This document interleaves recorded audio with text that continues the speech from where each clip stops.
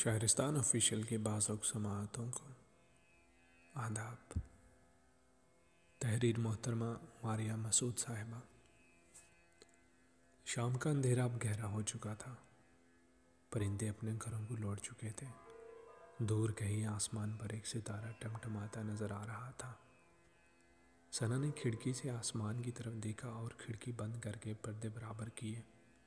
दोनों बच्चियां भी सो गई थीं। सना ने इनकी तरफ देखा और सोचों के दरिया में गोते खाने लगी। सना बेटा ज़रा चाय तो बना लो। सना कॉलेज जाने के लिए तैयार हो रही थी कि अम्मी की आवाज़ आई। अच्छा अम्मी। सना ने चूल्हे पर चाय का पानी रखा और अम्मी को बताने लगी। अम्मी आज मैं दोपहर में देर से आऊँगी, बल्कि असर तक आ जाऊँगी। नौशीन की सालगिरह है तो उसके घर में हम सब दोस्तों ने पार्टी रखी है। और तुम्हारा कोचिंग सेंटर? अम्मी ने पूछा। वो तो मगरिब के बाद है ना अम्मी।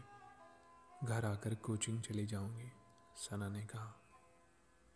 अच्छा बेटा ठीक है, अम्मी ने इजाज़त देते हुए कहा। सालगिरह से वापसी पर सना के साथ उसकी एक सहेली भी आई। फिर दोनों किताबें उठाकर कोचिंग सेंटर की तरफ चल पड़ी। कोचिंग सेंटर से वापसी पर सना अम्मी को सारी रुदात सुना रही थी। अम्मी इतना मज़ा आया, नौशीन तो हैरान रह गई जब हम सब ने उसकी पसंद के गिफ्ट्स उसे दिए और बहुत खुश हुई। उसकी अम्मी ने बहुत मज़े का खाना बनाया। हम सब ने मिलकर खूब हल्ला गुल्ला किया। अब मेरी बर्थडे पर भी सब मेरे घर आएंगी। हाँ तो तुम भी उनको बुला लेना, अम्मी मुस्कुरा दी। चलो अब अपनी कहानी ख़त्म करो, तुम्हारा भाई आ गया होगा, मुझे उसको खाना भी देना। 4 बहन भाइयों में सना सबसे छोटी और लाडली थी। बड़ी 2 बहनें शादीशुदा थी, उसके बाद भाई और आखिरी नंबर सना का था। दोनों बहनें बहनोई भाई सब मिलकर उसके लाड उठाते और अब्बू के लिए तो वो एक गुड़िया थी। उसको कोई काम करते देखते तो फ़ौरन टोक देते। अरे बेगम, तुम मेरी गुड़िया से इतना काम क्यों करवा रही हो, थक जाएगी। अरे भाई, आप भी ना, लड़कियों को काम करने की आदत होनी चाहिए, आखिर को अगले घर जाना होता है। वैसे भी सना का घर के कामों में दिल कम लगता है। इतने में सना आ गई। अम्मी मेरी दोस्त सबा है ना, वो फैशन डिज़ाइनिंग का शॉर्ट कोर्स कर रही है, तो मैं भी कर लूँ। मैंने आपसे कंप्यूटर सीखने का भी पूछा था। हाँ हाँ बेटा कर लो, और मुझसे कोर्स की फ़ीस ले लेना, अम्मी से पहले अब्बू बोल उठे। तो उसके पास घर के कामों के लिए वक्त कहाँ बचेगा, अम्मी ने सवाल उठाया। अब्बू बोले, अरे सारी ज़िंदगी घर के कामों के लिए पड़ी है, अभी बच्ची को सीखने दो जो सीखना चाह रही है। अम्मी खामोश। रोज़ शब इसी तरह गुजरते जा रहे थे। आज एक जगह पार्टी तो कल दूसरी जगह, कभी बाहर तो कभी किसी सहेली के घर। कभी बहनें आईं तो कभी साथ मिलकर प्रोग्राम बन जाते कि आज घर में खाना ना पके, सब बाहर जाकर खाना खा कर आते। और शॉपिंग तो सना के साथ ही करनी होती कि उसकी चॉइस बहुत अच्छी थी। अम्मी इस बार हम दोस्तों ने सोचा है कि ईद की तैयारी सब एक साथ करेंगे। असल में सबको मेरी चॉइस बहुत पसंद है ना, तो इसलिए सबका साथ जाने का प्रोग्राम है। सना जल्दी जल्दी अम्मी को ख़बर सुनाई और उसकी तरफ देखने लगी। तो फिर अम्मी, जो सना के पटर पटर करने से आजिज़ आ चुकी थी, उकताहट भरे लहजे में इसी तरह बोली कि जैसे इसके कुछ भी करने से इन्हें कोई फ़र्क ही ना पड़ता हो। आप परेशान ना हो, मैंने अब्बू से पैसे भी ले लिए हैं। सना ने अपनी दानिस्त मसले का हल भी पेश कर दिया। मेरी जान सना, मैंने तुमसे रमज़ान से पहले ही कहा था कि अपनी शॉपिंग मुकम्मल कर लो, और फिर रोज़े में इस तरह ख्वार फिरने से क्या फ़ायदा। और ये तो देखो घर में कितने काम अधूरे पड़े हैं। तुम्हारे रोज़ रोज़ जाने से मैं अकेली रह जाती हूँ। तुम्हारी आपी और बाजी को भी कल आना है, मैं अकेले किस तरह ये सब निपटाऊंगी, अम्मी ने नरमी से समझाया। ओफ़ो अम्मी, मैं कल की नहीं परसों की बात कर रही हूँ, और मैं अपनी दोस्तों से हामी भर चुकी हूँ। मैं इन्हें मना करूँगी तो वो नाराज़ हो जाएंगी। सना ने मक्खी उड़ाई और हर बात की तरह लापरवाही से बड़बड़ाती हुई वहाँ से चली गई। गोया बात ख़त्म। अम्मी ने ठंडी सांस भरी और मसरूफ़ हो गई। दिन रात गुजर रहे थे। सना ने इंटर के बाद बीए में दाखिला ले लिया। अब की बार बाजी आई तो अपने किसी ससुराली रिश्तेदार का सना के लिए रिश्ता लेकर आई। कोई इससे अच्छा रिश्ता कहीं नहीं मिलेगा। लड़का इकलौता था, अच्छा कमाता और अम्मी अब्बू दोनों को ये रिश्ता पसंद आया। वैसे रिश्ते और भी आए थे, लेकिन कुछ बाजी का अंदाज था और कुछ अम्मी के सना को घर से भेजने की फिक्र के इस रिश्ते को मंजूर कर लिया गया। कुछ ही दिनों में मंगनी की तकरीब रखी गई और सना फैसल के नाम से मंसूब होगी। 6 माह बाद शादी की तारीख रखी गई। सना ने सारी तैयारियां अपनी पसंद से की। रोज़ बाजार जाना, कभी बाजी आ जाती तो कभी आप ही। रही पढ़ाई तो इससे सना को वैसे भी कोई ख़ास दिलचस्पी न थी, इसीलिए उसने गनीमत जाना कि पढ़ाई ख़त्म और शादी की तैयारियों में मगन। शादी के बाद फैसल बहुत अच्छा शौहर साबित हुआ, जो कि इकलौता होने के बावजूद बहुत जिम्मेदार था। सना की हर छोटी बड़ी ख्वाहिश पूरी करता। सास भी सना की नाज बर्दारियों में मसरूफ़ कि वो इकलौती बहू जो ठहरी। 2 महीने गुजरने का पता भी ना चला और तीसरा महीना अपने साथ नई मसरूफियात लाया। मतली, उल्टी और तबीयत का बोझल होना। सना के लिए सब बहुत मुश्किल था, लेकिन नई खुशी में सब कुछ बर्दाश्त कर रही थी। साल पूरा हुआ तो एक नन्ही कली सना की गोद में बुरैरा की शक्ल में मुस्कुराने लगी। सना ये तोहफा पाकर बहुत खुश थी, लेकिन बुरैरा को संभालना सना को बहुत मुश्किल लगा। रात भर जागना और दिन भर उसको फीड करवाना, नहलवाना, धुलाना। सना को तो टीवी देखने का भी टाइम न मिलता। क्या सब बच्चे इसी तरह तंग करते हैं, सना सोचती और फिर अपने अंदर कुड़ती कि माँ बनना किस कदर मुश्किल काम है। फैसल के घर आते ही सना की चिड़चिड़ाहट शुरू हो जाती। दिन यूं ही गुजरते रहे। बुरैरा 6 माह की हो गई थी और उसका रोना बहुत हद तक कम हो चुका था। इसके सोते ही सना भी सो गई और जब उठी तो शाम हो चुकी थी। सना चाय पी लो। सास की आवाज़ पर सना जल्दी से उठ गई, मगर इतनी ज़ोर से चक्कर आया कि दोबारा बिस्तर पर गिर गई। सास ने जब ये देखा कि सना बेवक्त सो रही है तो चाय कमरे में ले आई। वो सना को अपनी बेटी ही समझती थी और घर की भी थोड़ी ही जिम्मेदारी सना पर डाली थी। सना, क्या हुआ बेटा?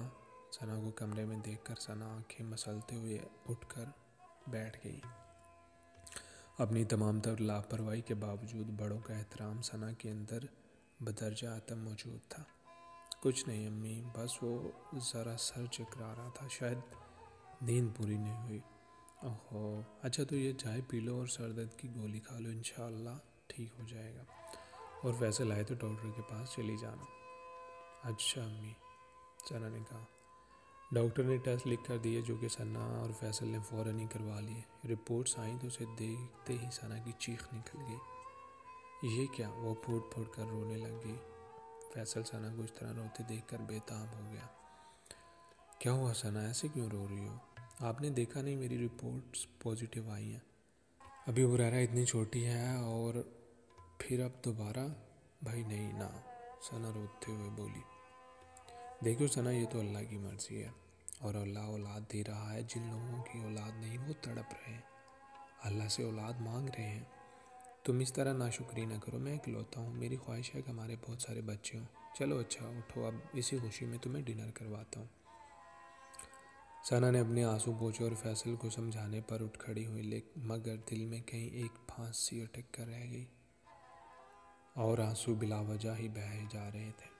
रोते धोते बड़ी मुश्किल से 9 माह गुजरे। अब बुरैरा 1.25 साल की हो चुकी थी। इसकी शरारतें बहुत बढ़ चुकी थी।